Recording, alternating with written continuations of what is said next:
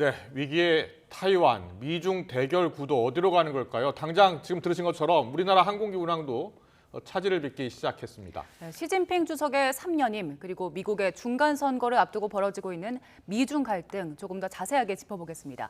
국제부 강성훈 기자 나와 있습니다. 어서 오세요. 어서 오십시오. 자, 펠로시 의장이요. 지금 우리 국회의장과 만났고 오후에 판문점 공동 경비구역을 방문할 예정입니다. 여기에 가는 이유는 어디에 있을까요? 제가 보기엔 30분 안에 출발할 것 같습니다. 아, 식사를 그렇습니까? 하고 이제 가는 거기 때문에 예. 일정이 여기는 아무래도 미군이 현재 배치된 최전선이라고 볼 수 있습니다. 네. 무장력이 서로 대결을 하고 있는 상징적 장소고요. 예.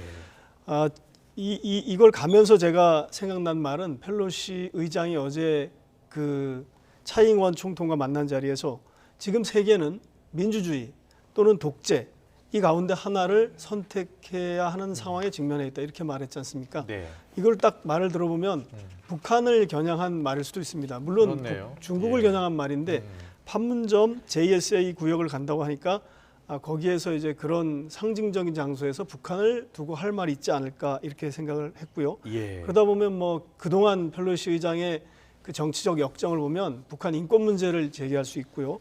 또 핵무기 이런 대량 살상 무기 문제를 제기할 수 있고요.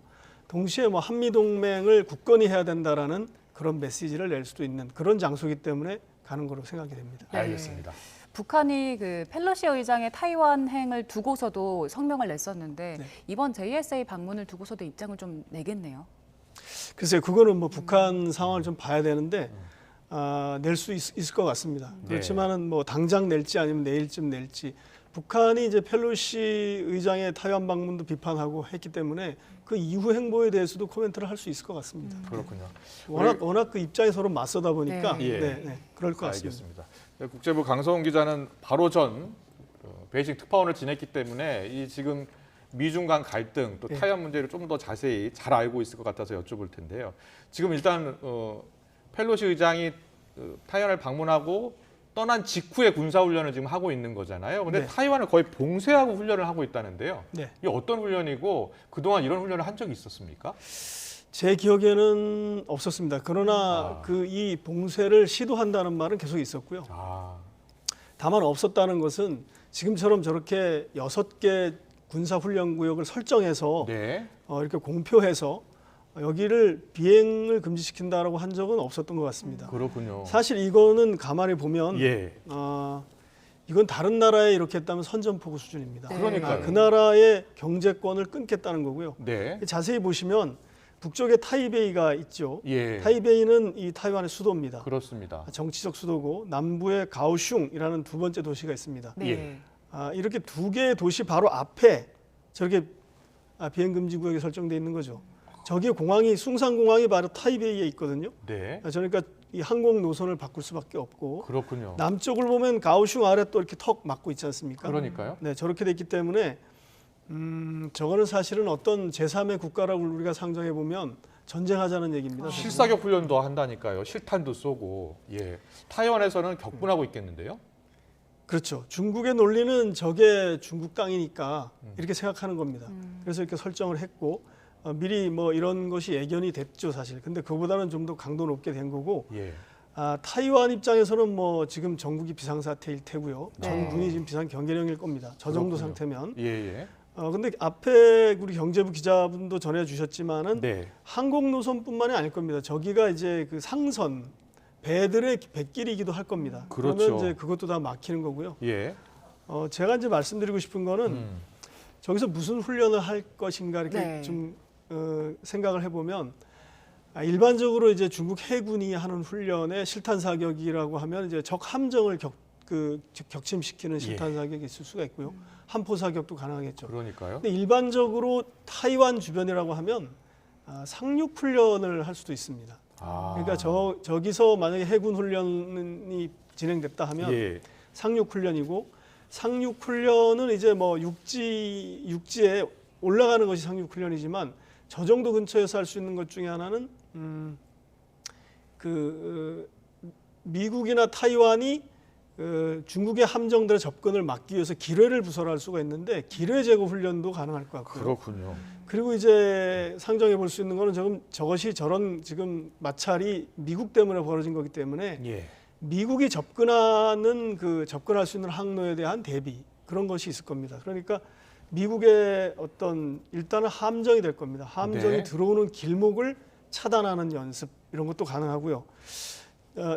이 부분이 예를 들어서 이 동쪽에 이건 지금 북쪽입니다만 네. 동쪽에 있는 저기는 아마도 미군의 오키나와에서 나온 미군의 함정들 칠함대 소속 로널드 레이건 핵 항공모함 같은 것들이 저쪽으로 들어올 때 내가 막겠다 이런 예. 훈련을 하는 거죠. 그리고 그렇군요. 예. 지금 현재도 로널드 레이건 항공모함은 이 부근에 있습니다. 그렇군요. 타이완 동남쪽 여기를 필리핀해라고 보통 부르는데 예. 어제까지 필리핀에 있었기 때문에 이 부근에 있을 겁니다. 지금. 예. 네. 그 펠로시 하원 의장이 타이완을 방문할 때 미국 함대가 그리고 미국 스텔스 전투기가 엄호를 하면서 타이완까지 갔다고 하더라고요. 당연하죠. 예. 그것은 공해상에서 이렇게 VIP가 다닐 때는 특히 미국의 경우 중국이 경고를까지 한 상태에서 그냥 갈 수는 없죠. 그러니까요. 예. 왜냐하면 이 VIP가 탄 수송기는 현재 무장력이 아주 낮거나 거의 없는 상태입니다. 네. 그런데 이제 유사시에 문제가 생기면 어떻게 대응을 해야 되는데 대응하기 어렵죠. 그러니까 전투기들이 엄호를 하는데 예. 그 말씀 나왔으니까 드리고 싶은 말씀은 네, 네. 우리가 보통 이제 말레이시아에서 왜 남중국해를 거쳐서 타이완으로 오는 직선거리를 택하지 않았느냐 이런 궁금증을 가지고 있는데 일반적으로 남중국해는 그 남중국해를 중국이 영유권을 주장하고 있는 지역이고요. 그리고 이제 그 밑에는 그 산호초 섬들이 있고 거기에 약간의 군사 기지 같은 것도 있습니다. 예. 그럼 적발이 되고 마찰이 일어날 가능성이 많죠. 중국을 굉장히 조심했다는 얘기입니다. 이것이. 예. 네. 그쪽으로 가지 않았다는 것은 위험하지 않은 곳으로 갔다는 얘기인데 위험하지 않은데 어느 정도 위험하지 않으냐. 말레이시아에서 출발해서 보르네오 섬 쪽으로 갔죠. 거기 인도네시아 공군이 지켜줍니다. 예. 인도네시아에서 바로 닿으면 필리핀입니다. 필리핀 공군이 지켜줍니다. 그렇군요. 근데 마지막에 미군 스텔스기가 그 엄호를 했다는 것은 필리핀에서 타이완 들어올 때는 공해상입니다. 대부분이 공해상입니다. 근데 공해상인데 그 필리핀에는 이제 미국의 괌 쪽도 가깝고 또 거기는 공해기 때문에 미국이 하지 않으면 하기 어렵죠. 예. 그래서 아마도 그쪽으로 돌아서 왔다고 보고요. 제가 이제 기사에서 또 주목한 거는 공중구비기를 굉장히 많이 미국이 거기다 파견을 했는데 네. 이번에 알게 된 게 이제 전투기들이 엄호를 하니까 공중구비기가 굉장히 많이 필요했던 겁니다. 그랬군요. 9대인가 이렇게 배치했다는 예, 예. 얘기가 있었습니다. 알겠습니다. 그럼 그 펠로시 의장이 방문을 하는 것 자체는 중국을 어느 정도 자극한 것 같은데 펠로시 의장이 방문하는 방식이나 그 길목을 보면 중국을 상당히 또 신경을 쓴 것 같아요. 굉장히 신경 썼습니다. 그러니까 방문하는 결단은 분명히 맞습니다. 그것은 아마도 펠로시 의장의 정치적인 어떤 결단일 수도 있고요. 네. 펠로시 의장의 어떤 그 뚝심이나 이런 걸 보여주는 그런 것이 많이 작용한 측면이 있기 때문에 예. 그런데 그렇지만 이걸 안전을 책임지는 건 미국 행정부입니다. 그리고 미국 국방부입니다. 미국 국방부가 면밀히 조사를 했습니다. 분명히 이 그렇군요. 결과를 보면 그래서 노선을 굉장히 정확하게 찾았고 네. 가장 위험이 적은 루트를 정해서 비행을 했다 이렇게 볼 수 있습니다. 그러니까 두 가지 다 가능한 겁니다. 네. 강행하는 것도 분명하지만 일단 강행을 했을 때는 가장 안전하게 해야 되기 때문에 가장 안전하게 즉 가장 조심했다는 뜻입니다. 알겠습니다. 지금 미중 갈등이 커진 배경 여러 가지가 있을 겁니다. 그 가운데 시 주석의 3연임을 지금 앞두고 있다는 점, 네. 그리고 미국 같은 경우에 좀 중간 선거를 앞두고 있다는 점인데 바이든 대통령 지지율이 워낙 낮고요. 그리고 시 주석 역시 시진핑 주석 역시 3연임을 앞두고 있는 아주 중차대한 시기 아니겠습니까? 실제로 좀 중국 지도부의 분위기는 어떤 겁니까? 시 주석의 3년임은 뭐 의심할 여지가 거의 없는 정도로 확실합니다. 네. 그래서 제가 중국에서 만난 학자분에게 물어봤습니다. 이렇게 확실한데 왜 이렇게 걱정을 합니까? 그러니까요. 네, 그 부분이 모두 궁금한 거거든요. 예, 예. 그렇지만 이제 그 이제 중국의 전문가는 내부에서는 굉장히 비판의 목소리도 있다. 비판의 목소리가 있는데 어떤 사람이 비판합니까? 네. 이게 제가 너무 궁금해서 또 여쭤봤더니 예. 이게 당의 어떤 공산당 국가인데 당이 주도하는 국가인데 당 내에서 뭐 당장 현직에 있는 사람은 어려워도 퇴직하신 분들이나 국가 지도자들이나 원로분들이나 학자분들 이런 분들 사이에서는 이거는 좀 무리한 것 아니냐 이런 얘기가 있다는 겁니다. 역대로 3년임을 한 주석이 거의 없지 않았습니까? 최근 한 40년 사이에는 없었던 것으로 알고 있는데요. 그렇죠. 그러니까 등소평 이후라고 보는 게 정확할 것 같습니다. 네. 등소평 이후에 왜냐하면 이걸 등소평 전 국방위 주석이 만든 거거든요. 네. 네. 그러니까 그 이전에는 사실 뭐 마오쩌둥이 계속 집권을 했죠. 뭐 사람을 바꿔가면서 집권을 했고. 그래서 미국에서는 이것을 독재로도 보고 있는 겁니까? 아 그거 뭐 규정하기 나름인데요. 예. 미국은 당연히 이건 오토크라시라고 어제 아. 그 독재라고 전제 예. 정치라고 그 펠로시 의장이 얘기를 했고요. 그러나 네. 중국의 입장은 중국은 이것은 중국식 민주주의다 이렇게 얘기를 합니다. 그렇게 예, 이야기합니까? 예, 예. 어쨌든 10년 단위로 이게 집권자가 바뀌는 것이 중국의 관행화가 된 것이 네. 네. 등소평 국방위 주석 이후입니다. 이후인데 네. 사실 그렇게 돼 왔죠. 그렇게 해왔죠. 예. 등소평이 이제 후계자로 한 사람이 사실은 후진타오인데 그 전에 이제 장쩌민 주석에게 먼저 10년을 맡기고 네. 그 다음에 후진타오에게 네. 10년을 맡기고 그 다음에 이제 지금 현재 시진핑 주석이 10년을 했습니다. 네. 근데 여기서 이제 더 연장하고 싶은 게 시진핑 주석의 생각인 것 같습니다. 그렇군요. 네. 일단 지금 상황은 진행되고 있는 거지만 펠로시 의장의 타이완 방문이 결과적으로 봤을 때 바이든 정부 입장에서는 이게 잘 된 걸까요?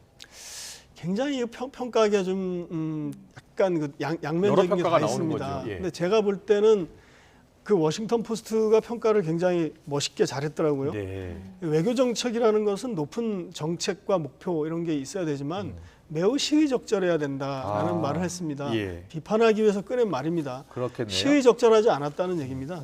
그러니까 중국에 대항하고 중국과 대립하고 경쟁하고 중국을 제압해야 된다는 목표에 동의하지 않는 미국인은 없을 겁니다. 예. 그럼 언제 어떻게 할 거냐가 남는 거거든요. 네. 근데 이제 그 시점이 언제라는 게 좀 틀렸고 어떻게가 좀 이상하지 않느냐 이렇게 생각하는 것 같습니다. 그렇군요. 저도 예. 이게 처음에는 갈까 말까 어느 쪽일까 이렇게 좀 호기심을 가졌는데 펠로시가 방문할까 안 할까? 그렇죠. 예. 펠로시가 방문을 정말 할 것인가? 예, 예. 그런데 결국 방문을 했고 여기는 펠로시 의장의 어떤 그 정치적 결단이 많이 반영됐는데 바이든 대통령은 그거 가는 것이 그렇게 군에서 보면 적절하지 않다고 한다 이런 얘기를 하면서 좀 예. 말리는 분위기였죠. 말리는 분위기였죠. 예. 정확히 표현하시면 예. 맞습니다. 말리는 분위기였는데 어느 순간 달라졌습니다.